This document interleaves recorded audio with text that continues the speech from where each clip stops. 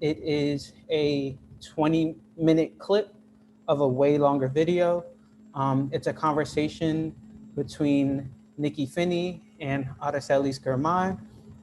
It's a conversation that I feel like has really uh, reminded me of the intention and purpose of being a writer, the intention and purpose of being alive in this world, and you know, just how important it is to be in community with each other, how important it is to care for ourselves and one another, and to like truly represent who we are and where we come from. Um, and in Nikki Finney's words, uh, like me not being who I am was unacceptable, right? I'm probably paraphrasing right now, but I just have a lot of energy. I'm just trying to hold it down really quick. Again, thank y'all so much for being here. Please take notes. Please listen with an open heart, open mind, open spirit to Nikki Finney and Araceli's. It's a beautiful moment, and of all the things in the world that have millions of views, I don't know how this isn't one of those. So please use this as a resource. Please return to this. If you're ever doubting yourself as a writer, we're all writers here. That's why we're here. We're all people here. That's why we're here. My heart is pounding. I'm just really happy. I'll see y'all in a second. We're gonna share this video now with y'all. So yeah, thanks for being here. Okay, bye.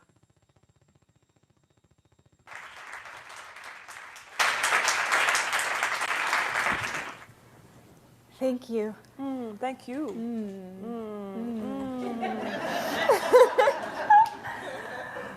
I asked this one to be here. I asked her to come and do this because I love her work so much. I love her self so much. How she walks the earth. There's an old Mark Twain quote that says, "What's not in the person can't be in the work." That's a paraphrase, but that's how I feel about her. That's how I feel about you. Thank you, Nikki. Yeah. I talked to Nikki a couple days ago and said, I'm so excited and nervous, and I just want to honor you and the work. And he said, we'll be fine. We'll be fine. And I thought, okay, Nikki said we'll be fine. We'll be fine. But when you were telling this. All right, so really quick, I'm so sorry to chop up this really beautiful moment, but I realized that, there still may be people who are just joining us and aren't really aware of what's going on. So I definitely did write this young intro that I did not copy to put in the chat. And, let's get back to the beautiful conversation that was being had between Araceli and Nikki Finney. Oh, wow, there it goes. Thankful that you One moment. Boom, boom, boom. close boom. my eyes and Uncle Freddie appears out of. Thank you for your patience. Just some technical difficulties. We'll be fine. But when you were telling the story of Nikki Giovanni, I was looking back at some emails, and we met in 2003, and I was looking at an email that you sent me, and I remember at Cave Canem, a lot of people have a story about that Cave Canem with Nikki in 2003. And I remember you saying very seriously, what do you want to do? What do you want to do with this work? What do you want to do? Yeah. And what you were asking was something very, very big, and it took me, I think, a year. It took me a long time to respond. Yeah. And you said to me, you sent me an email. I sent you the manuscript and asked if you would look at some things, and you sent me an email that said, "Crows in the vineyard, but the grapes are sweet," which makes me think it's a version of the red. Yeah. And I've been thinking of your beginning and thinking of the dedication to Miss Lucille, and then the word Veritas. And this idea of instructions and help, Yeah. I wondered if you could say something about instruction, Tony K. Bambara. Yeah, Cheryl walked in. Hi, Cheryl. And I called your name out. You weren't here yet. But I had to walk through the earth and find my teachers. They weren't all in one place. And so that was a journey. But when you really want to do something, and when your heart is set on that, and when your mind is set on that, and your feet are set on that, you will find those things if you are walking out in the world with your heart in the right place. It sounds like it's simple. It's not, because then you have to go back and really ask yourself, is your heart in the right place? Do you want this for the right reasons? Those kinds of things. But once I had made up my mind, I just had to like move from point A to point B. It was like a map, and I didn't know where I was going. But in many ports, there was somebody with their hand open saying, do this, come this way, put this in your pocket. And I had come from people like that. I'd come from a community that always put an orange in your pocket or some peppermint. And when, it wasn't a big thing, but it was that and a look in the eye and a phrase. And I trusted that. And I trusted what was being given to me. Because I didn't come from a community that talked about going to school. You learned to write, and then you did other things. You didn't learn to write, and then learn to write, and then learn to write. I had amazing English teachers as a child who would not let me do certain things until I learned those rules. So I had the rules. I just didn't know what else to do and how to go out into the world to do that. So I had to trust, and I had to move. And you have to move around as a writer. You can't stay home. You got to move. You got to go around. You got to leave home, pack a suitcase, get a blazer. You don't have to have a pen, but you need a blazer, because you're going to have some jeans, and you got to dress them up. And have a little suitcase with a handle and stickers on it. And have a little spinning chains that you put in your wallet, where my father calls it death money. So you can get to the bus station or make a call to somebody. But you've got to leave home, and you've got to go out in search of who you are. That's really important. I have an autodidactic path. I had to figure out how to do that. And, I remember... well, anyway, I'll come back to that. Well, Cornelius Eady is here, and I love Cornelius. And before Cave Canem, I would see Cornelius on the periphery of, doing what he was doing it. I was trying to do it. But he was like hammering away at, you will let me in, I will be here. And I was like, yeah, see, you got to have a hammer too. So, blazer, hammer, your list is being, constructed by how observant you are in the world.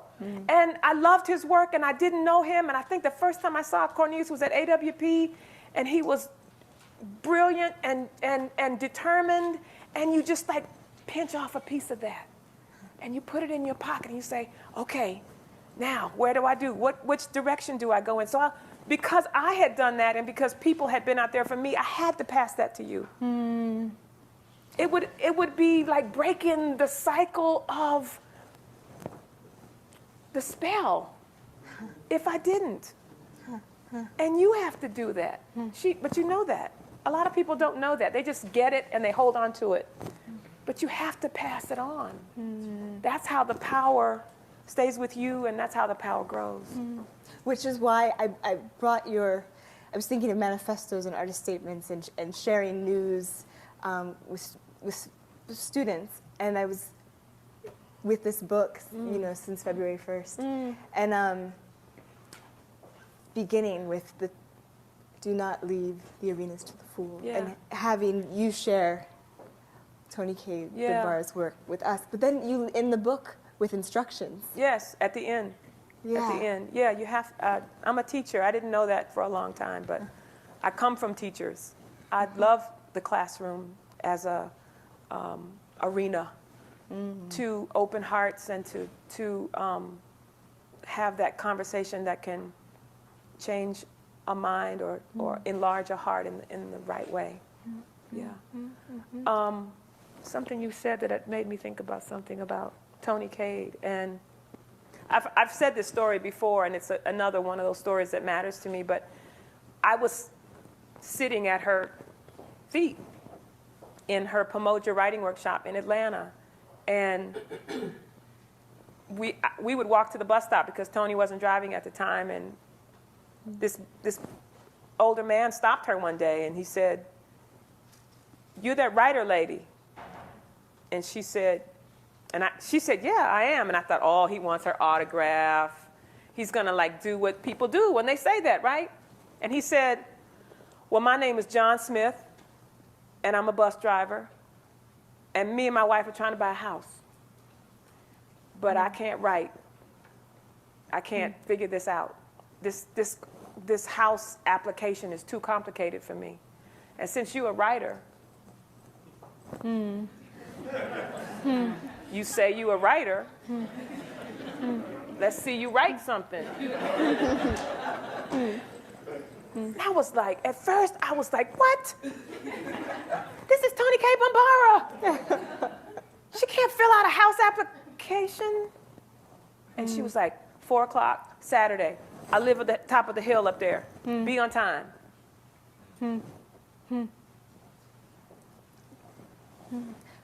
Do you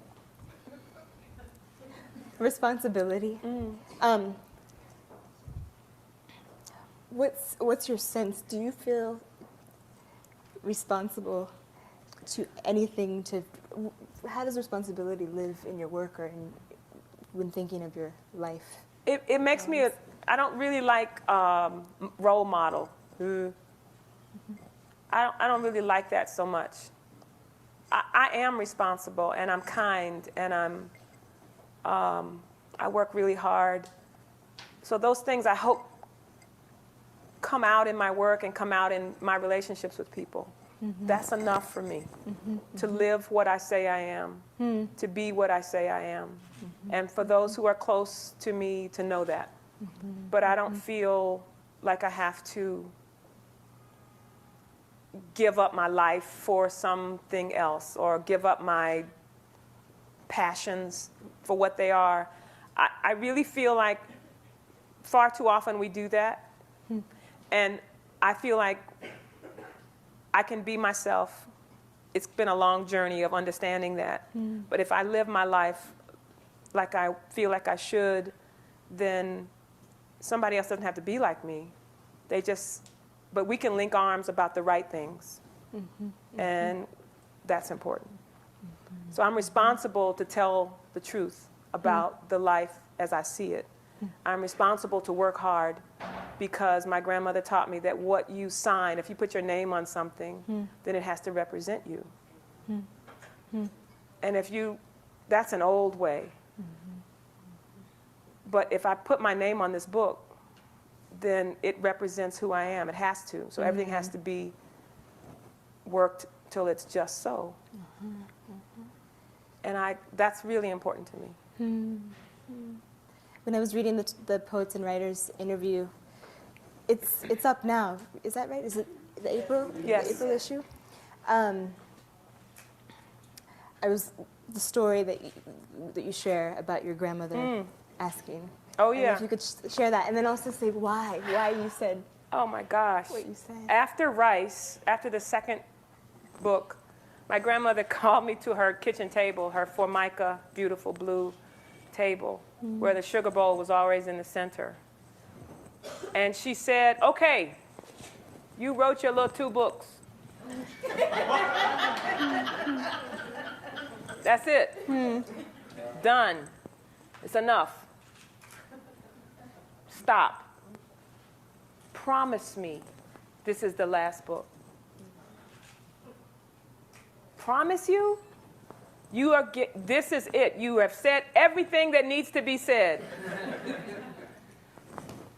And it was the first time in my life I couldn't promise her what she wanted me to promise her. And what I realized, not in that moment, but shortly thereafter, was that she felt I was getting too close to saying the things that I was saying, and she was afraid for me.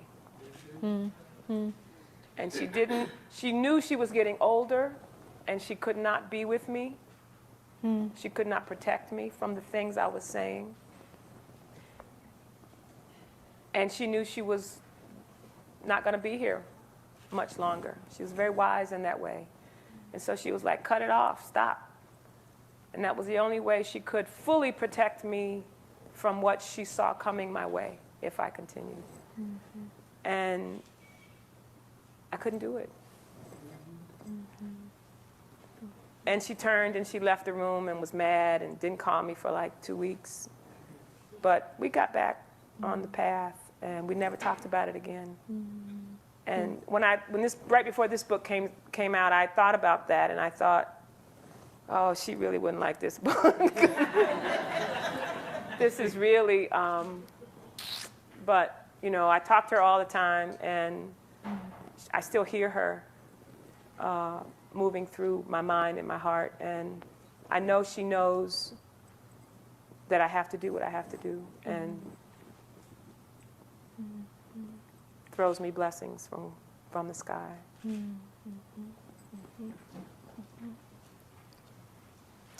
So.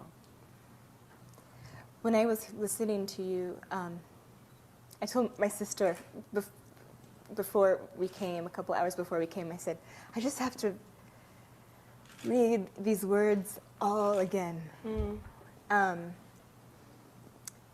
it occurred to me for the first time, and I'd spent a lot of time with these poems, but it occurred to me for the first time when I was today reading these poems again. That book looks a little ratty. Ratty with my love. In the best way. Sorry. No, that's a blessing. There are these turns in Dancing with Strom, and then later I want to hear you talk about the title poem. But these turns that I'm like, I'm living with this book. I'm living with this book. How did I not notice that turn? That turn when you see the uncle and Malcolm and your vision. I feel and see that you, and it happened as you were reading. The room starts to fill up, and I feel like people come. The air changes, it gets thicker. And that poem, your vision, your ability, to see color, and also just the different realms. I wonder if there's something you could say about those turns and the seeing and when you... Well, I come from people who can fly. I've always felt that. I've always known that, and I've always been told that. And so, there was a review that came out recently on the Head Off and Split about, someone said something about magical realism. And I thought, I come from stories about African people who took off, and I believe them. I come from the country. I come from dark skies where your imagination had room to move around.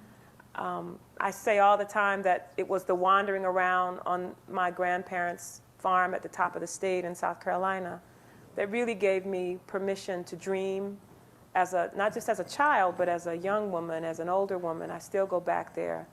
I need space to do that. And because I knew my history, because stories about what happened to us once we were here, what happened to us as we got here, filled my heart and my head. And I still try to talk about the power and magic, the ability of Black people to ascend and be many things at once. And nothing that I feel about Black people is one-dimensional. Nothing. Everything is tiered and layered and real, not magical, real in the things that we have had to do and had to be in order to be still here. Did you ever, how did you, I mean, I think about workshops, I think about navigating spaces where people don't always speak the same languages. And I think that's an important thing. Did you ever second guess the vision? How did you stay close and continue to stay close to you? It's all I knew. It was either breathe and march forward into this life that I embraced, or not being who I am is unacceptable. Not being who I am is unacceptable. It was unacceptable at 14. It was unacceptable at 13, which is one of the reasons why, conversations, people often ask me, especially with this book, well, how can you mix such politically charged poems with, family poems, with intimacy, how can you do that? We've always been told you can't do that. You can't put politics. But I was born in '57. I was raised by folks in the Black Arts Movement. There were poets up on things, doing soapbox poems and poems in poets in cultural centers and poets in churches and poets on street corners. That was my model. Those were my standard bearers. So there was never a time when I thought you could get away from it. I remember the first poetry reading that I gave, first book, I'm somewhere, I don't know, this old guy gets up and he goes, "Stop saying everything's political." I said, "Everything's political."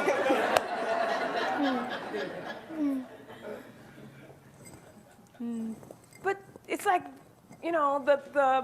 some houses of art don't want that P word in there. It's in there.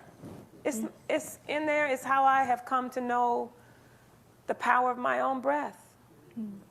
And I refuse to think, push me to the side, don't buy my book, don't come to my readings, whatever. But I will tell the story as I know it. That's veritas. That's truth. And that wasn't given to me. That's just something that I was shown by the people who lit the way. I read the book and I'm... Woo! Woo! Yes, absolutely. Come on, let's get some responses in the chat real quick. Powerful. I will tell the story as I know it. My fault the AC is still on. Bada bing, bada boom. Wow. Wow. Yes, amen. Yes, Ashe. Come on, Ashe. Absolutely. Word, popping. So, also, I apologize if you hear some club music. My neighbors be wilding. So yeah, they just trying to live. But it's definitely a Tuesday night. I'm like, yo, party when you need to, fam. Party when you need to. This is the Miami thing. You know what I'm saying? Cool. So we're just gonna keep moving forward. I hope that y'all are taking notes. I hope that y'all are thinking about things that you might want to bring up in the conversation after we're done reading these poems that will live with us forever. You know what I'm saying? One of my favorite poems ever written is this poem right here. All I'm doing is sharing my favorite things in the world every time I teach, you know what I'm saying? But this first poem is a poem by Charlene McClure. And please just hit the link and just have it ready to read. I will share my screen and play the audio of Charlene reading it. And again, right, like the theme for today is like breath, right? The power of our breaths. right? How we've come to know the power of our breath. So thank y'all again for being here, for rocking with me. Y'all are the best. Y'all the best. Y'all the best. Y'all the best. And yeah, I'm about to share my screen. Squad.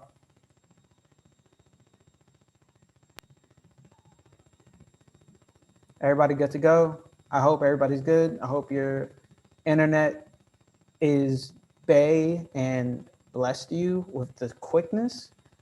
So yeah, if it hasn't, you know what I mean, you can just check my screen out. Dope. Can anyone live with Eartha Kitt?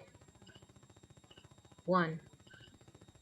I cannot control who loves me or how they do. I control my jaw, its orchestra of bite and spit, if necessary, its holding of a man's bruised tongue. I chew. 2. The interviewer exhumes the contents, the funeral, casket, the man waiting behind the door, suited, bouquet of sealed lips. The shovel, he tells her, is for you to slip inside. You won't have your name, but you won't be alone. 3. Her face opens, her laughter spits.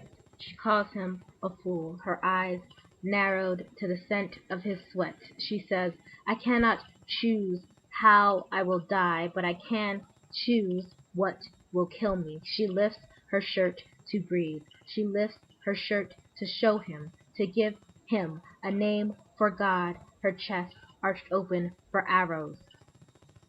A hole, she whispered, can give a key its purpose. 4. Ask the right question.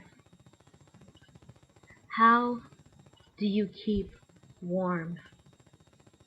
I keep breathing. Listen. I keep breathing. Woo! Woo! I keep breathing. Yes, Charlene does. Charlene McClare. I don't know if you'll ever see this, but I love you very much. The Queen Charlene is what the homies call it. I am the homies.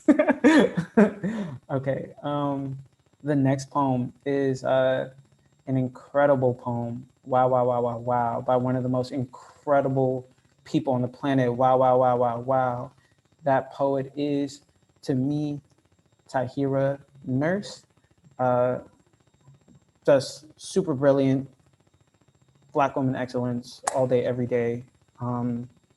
Yeah, the link to the poem is in the chat now, published by the Offing. And I also have footage of Tahira reading this beautiful poem. You know what I mean? If we can hear and listen to a black woman read their own work, or any other Black woman's work, or a Black woman read anything, or just hear a Black woman breathe. You know what I mean? God bless us. God bless Black women all day, every day. So yeah, we're gonna jump into this poem by Tahira Nurse, Squad.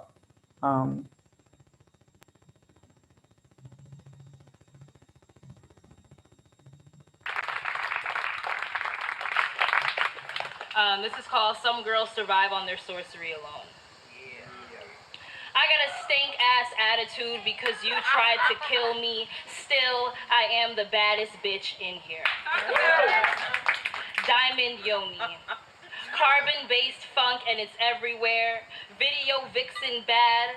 Thick with the stuff my mama gave me, her mama gave her. It's cyclical, this survival. My gap tooth gate bending, the corner, bow-legged Athena. If this story needed a white goddess to exist, let me compare myself to my black ass self. A stillborn summer, roadkill, every deer gnawed through, peepholes where my breast should be. How easy it is to eat through the skulls of black girls with your weapons. A flesh that don't crack, and yet Here I am, my bottom lip split down the middle. You save the fat you want for yourselves, your daughters. Pickle my mouth, they keep in a jar on the nightstand.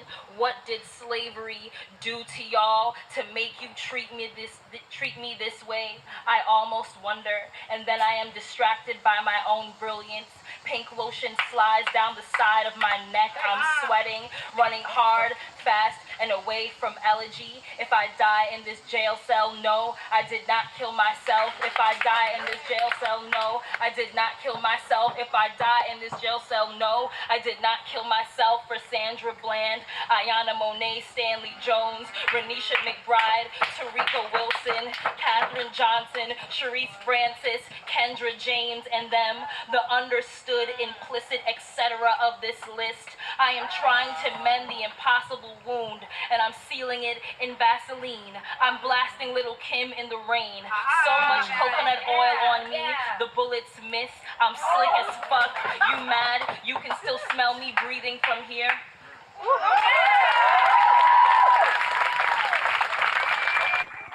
Woo! Just like that. Just like that.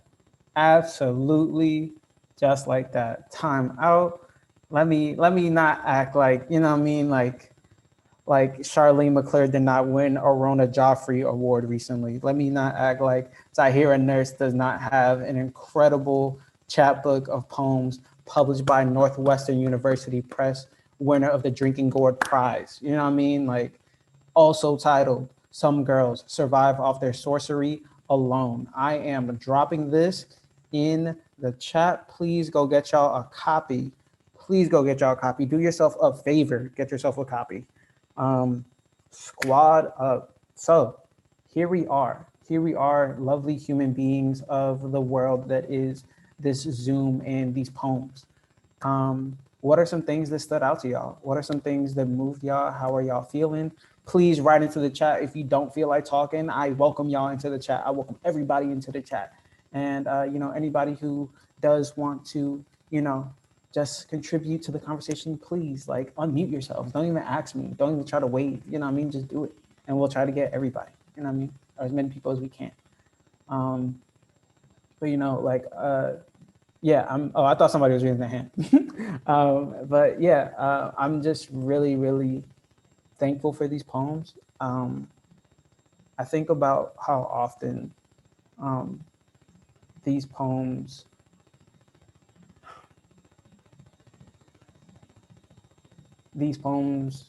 remind me how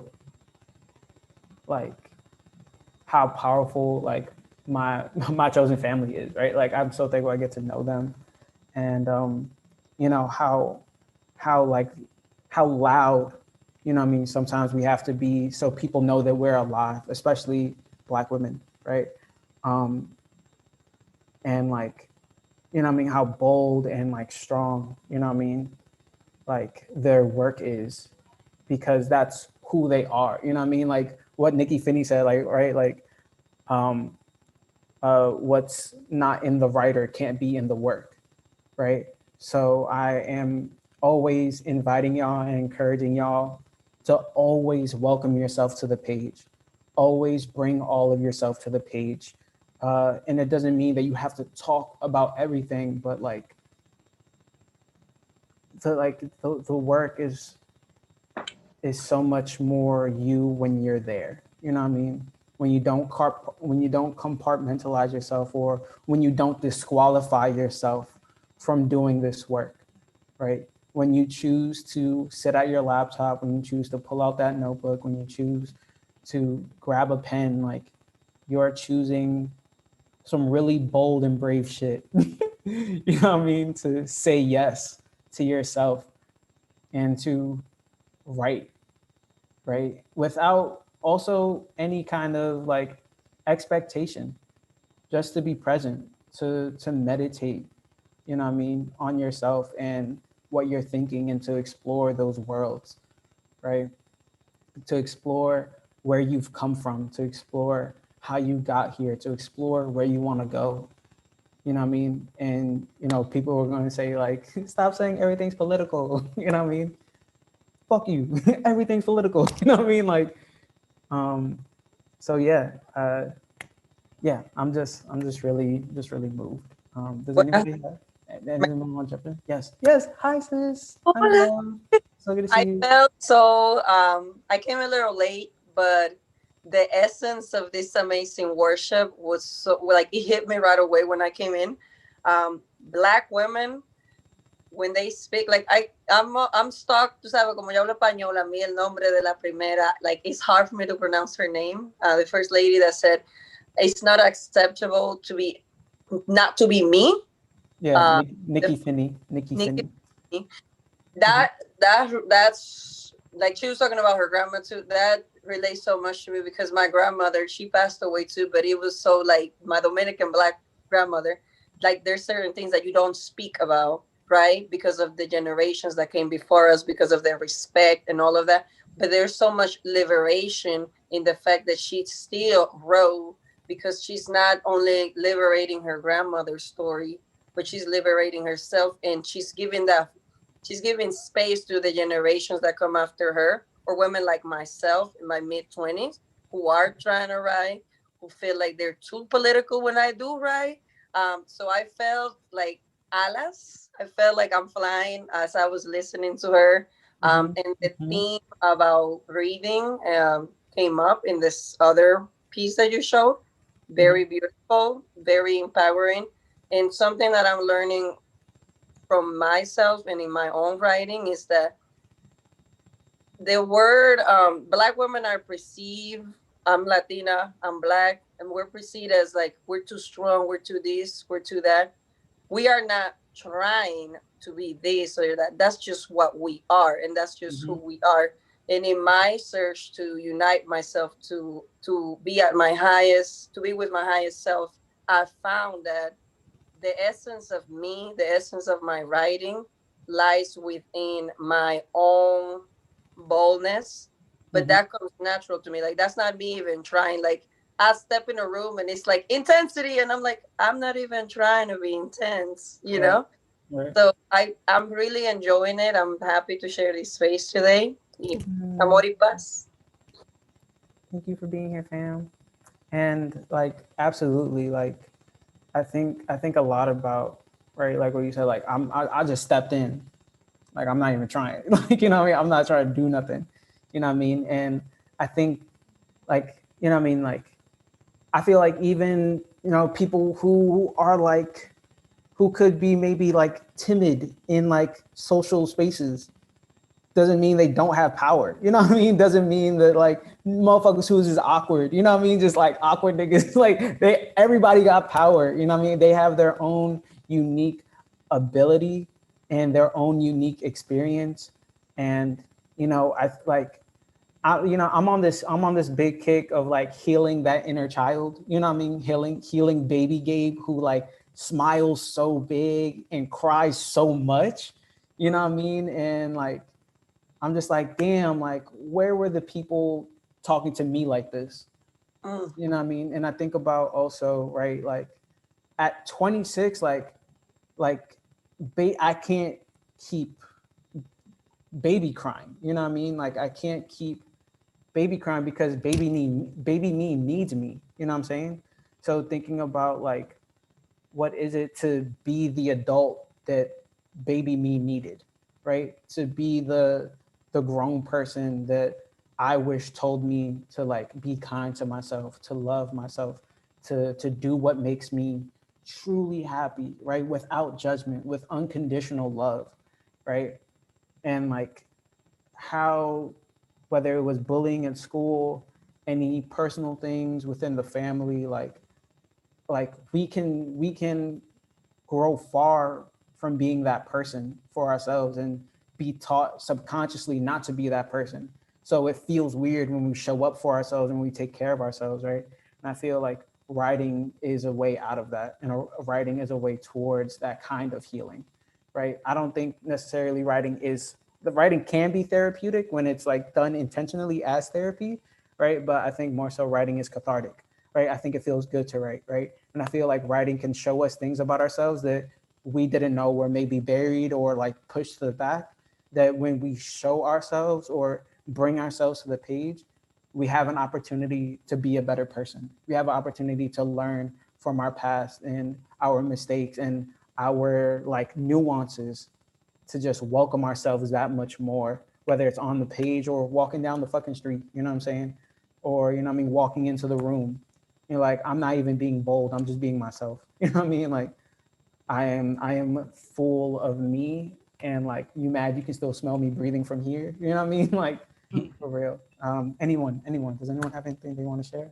Yeah, something Nikki said that stood out to me. Hi, everybody. It's good, What she Jay. said, she write what she sees, or she tell her as she see it. Mm-hmm. And today I was, walking, going to a convenience store, and I was just struggling because I have this paper to write. I don't know what I want to write, but something in my mind said, what do you see? What do you see around you? And, the snow is spitting down.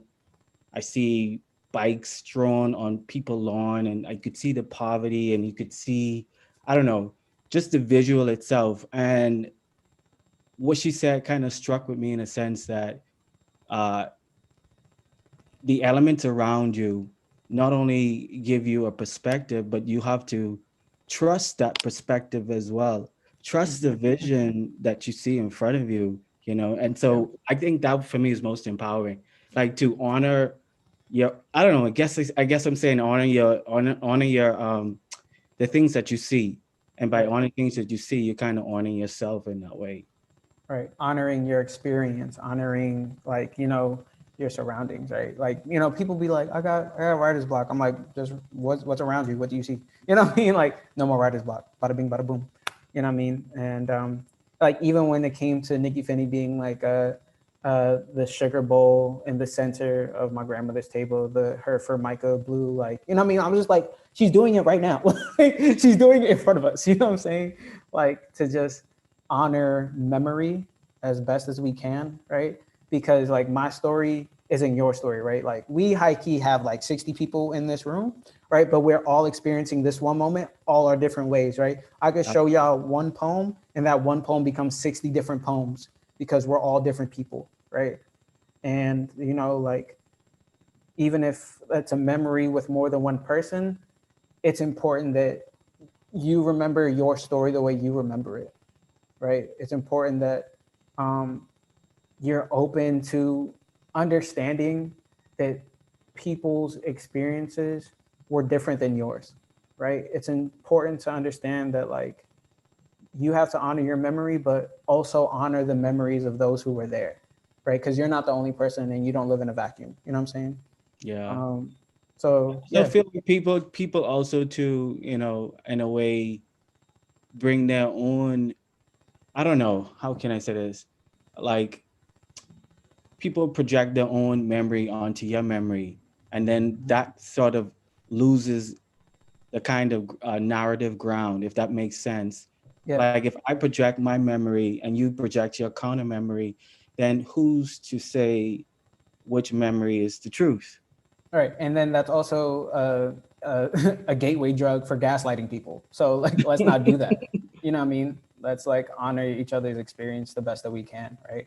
And validate each other's experience, and just listen to each other. You know what I mean? Because when, like I said, like, we don't live in a vacuum. Everybody's experiencing life with us, right? And with the world. You know what I mean? So, thanks, Jay. I appreciate you. Anyone else? Anything else that may be on somebody's mind? Or y'all just like, you gave us these poems, you had us listen to that talk, like, where's the prompt? Like, give me that prompt. Like, where we at? Like, what you doing? Like, you know what I mean? So I just want to check in, like, how are people doing? How are we feeling? I feel like we should hear a little bit from you. Some of the poetry that you have going on, and how it relates to, like, the current vibes that you're given with the YouTube videos that you're projecting for us. Like, one of the verses that I'm pretty sure everyone was like paying attention to was when they said, when I don't remember her name. Is it Nikki Funny? Nikki Finney. Yeah. She said, I come from people who can fly, and we must all have different meanings for like what that means. So I kind of just want to, hear from everyone, like, what what that means for everyone. Right. Thank you, Kay. Yes, thank you for saying that. I'm sorry that I did not make this clear. Please talk to each other. Like, y'all not just talking to me. You know what I mean? Please talk to each other. Like, I saw people like adding each other in the chat, and I'm like, why y'all not doing it now? Thank you, Kay. Thank you so much. You're welcome. Yeah. Can I was gonna say something to Gabriel. That's okay. I'm gonna say something to you, Hunger. I love your hair, first of all, Queening. I want to say that phrase, I come from people who can fly. Mhm. I was going to add that Gabriel, when he was speaking about what Jay said, I felt and forgot to mention the word healing. Like, there's so much healing in every poem that he showed us. And when you talk about I come from people that can fly, to me, my grandmother was a woman that had a dog's life. She was abused by her husband.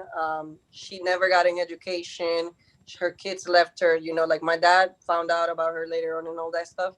But now she's in wherever space and she takes care of me. Like, I get her vela every night, her velon, and she's flying around me. My ancestors are also flying around me. So it's like, to me, that's like we are more than our body experience, right?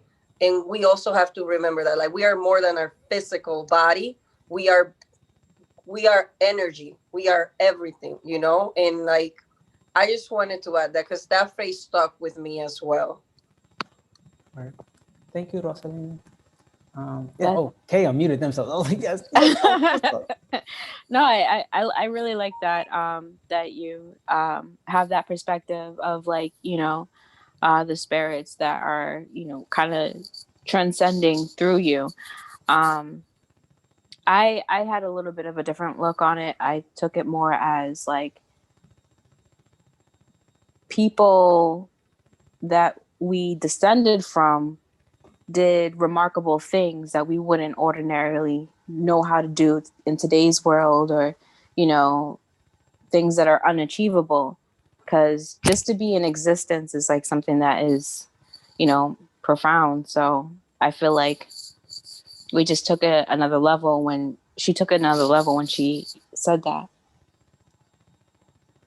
Right. And like, I think also when you say like she took it to another level, I'm also hearing like Nikki Finney made it clear.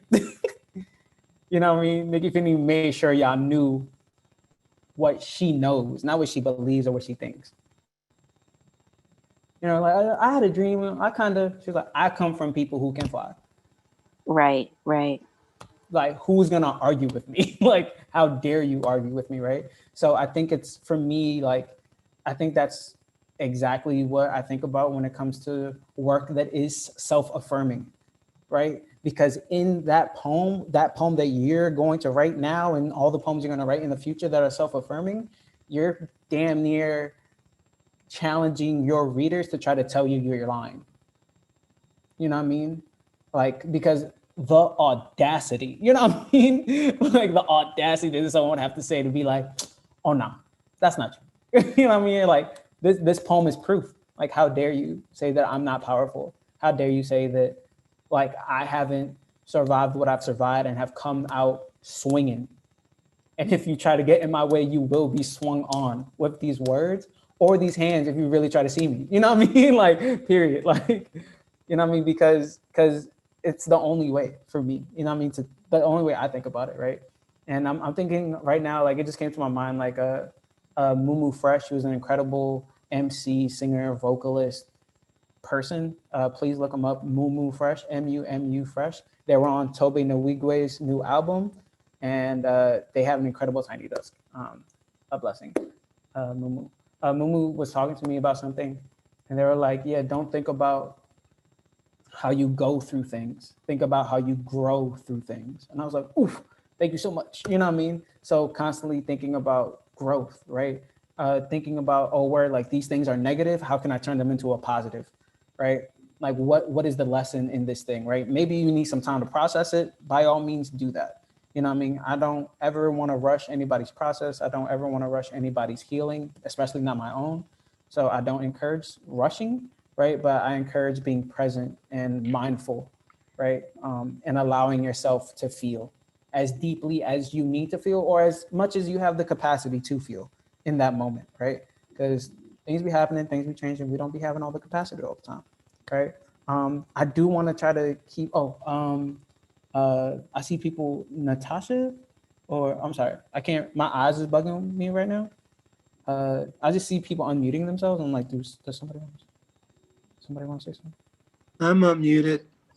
First of all, I want to say thanks for having this. And I want to say hi to Martina, because I think I met you about a month ago.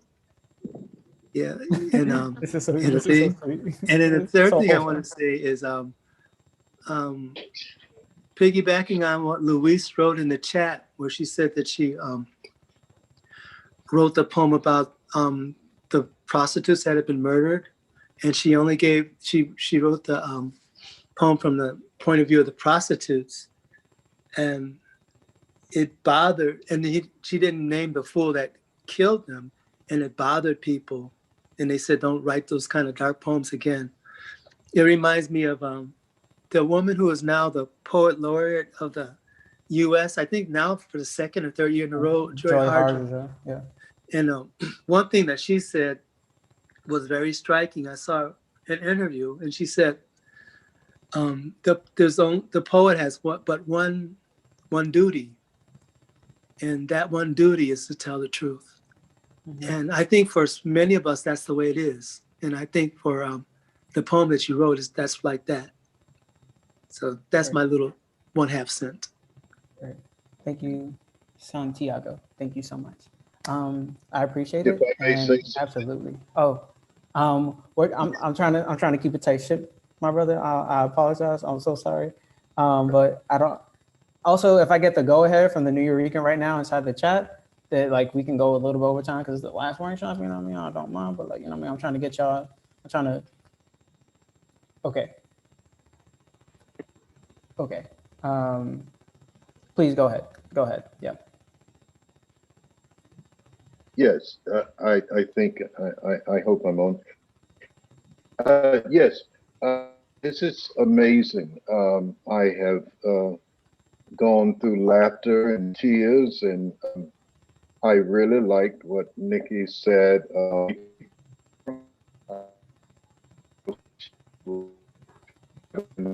no, you're kind of lagging right now. Is he lagging for other people? Like civil rights leaders and the Butts movement people. And actually, I started out writing poetry in the military.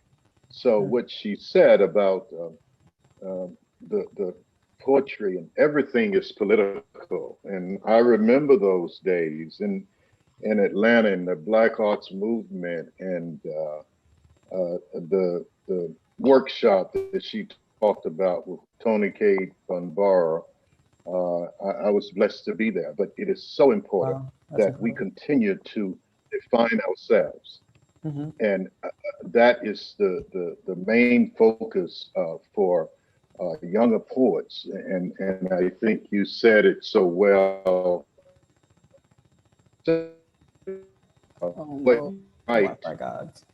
Behold it to be true to who you are. It is so important to follow the traditions and the ancestral ties that we have. This is great. I am so honored to be here and to witness the greatness of who we are, and it never changes. It continues to blossom and mushroom, and we are coming into the whole truth of who we are, and that is the greatness. And I'm just amazed, and I rock in this energy of yes. Truth and who we are, and blackness and gold, and it never leaves you. What they put it in us, it can't be taken away. It's in our DNA, and I bless everyone who's here. Thank you so much. Thank you so much for sharing that. Thank you. I am wow gassed and wow humbled and wow hype. Thank you so much. We're gonna get into this list making real quick, because we getting a little bit more pressed for time. But like I am thankful for all of the time that we're spending here together. I don't regret it. I wouldn't want it any other way. So yeah, this is the first prompt for the first list. I'm also going to be setting a timer. It says, when you think of your power/strength, who does it come from? Who inspires/reminds you to be powerful? So, you know what I mean? That could be a family member. That could be Nikki Finney, who you may or may have not ever met in your life. That could be James Baldwin, who I know most of us probably didn't meet. You know what I mean? So 1 minute. I know it's a short timer, but let's get it cracking.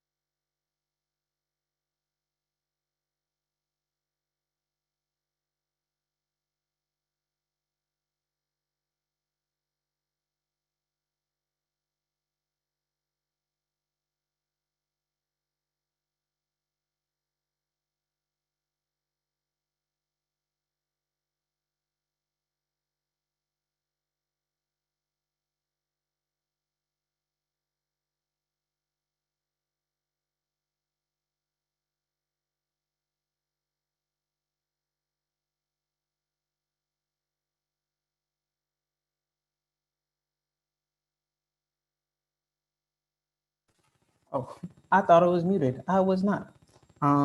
Popping. Next list. There's gonna be a quick list. As specific as you can be, where in this world do you feel the most whole and centered? As specific as you can be, where do you feel the most whole and centered in this world? You know what I mean? It's in the chat. 1 minute, let's go.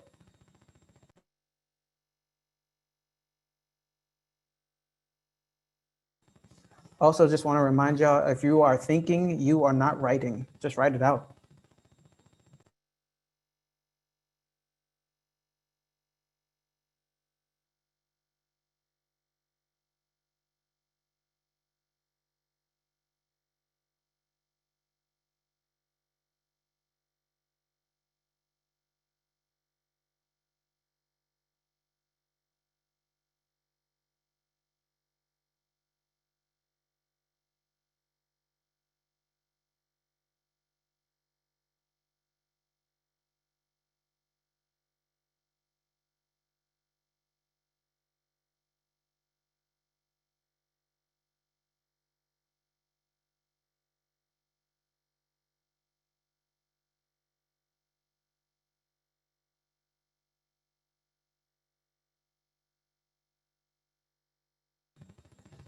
All right, y'all. I hope you're doing well. I hope that you are pacing yourself, but not pacing yourself, just making sure that you are taking care of yourself emotionally.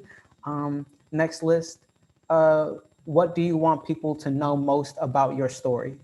Right? What do you want people to know most about your story?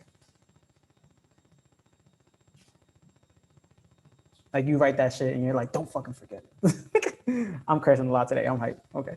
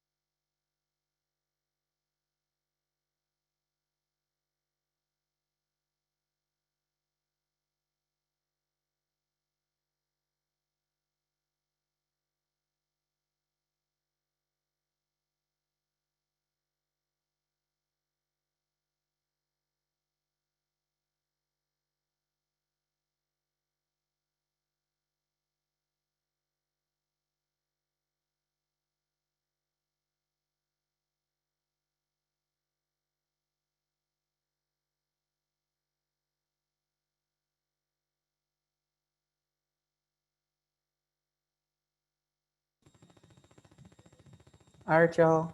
That's it for the list. Like I said before, in previous workshops, every list is a toolbox, right? Everything you put inside that list is a different tool that you can use to make a different kind of poem. So you know what I mean? The more things in your toolbox, the more things you add to your toolboxes, these lists, the more different poems you can write. Okay, here we go. This is not a list, this is the prompt. Again, be kind to yourself, be mindful to your for your well-being. We're pressed for time, and I apologize, New Yorkers, but I want to give y'all at least 10 minutes to write. I hope all these poems and these prompts everything are as fulfilling as I imagine and hope they would be for our last workshop. Here's the prompt. How have you come to know the power of your own breath? That's the question. How have you come to know the power of your breath? Even if you haven't yet, how would you want to? You know what I mean? If you're not there yet, imagine that future, right? So yeah, we'll check back in 10 minutes. And remember, we're not writing finished, perfect masterpiece drafts, right? We are just being present. We are writing first drafts. Don't worry about what you write. Just be as honest as you can.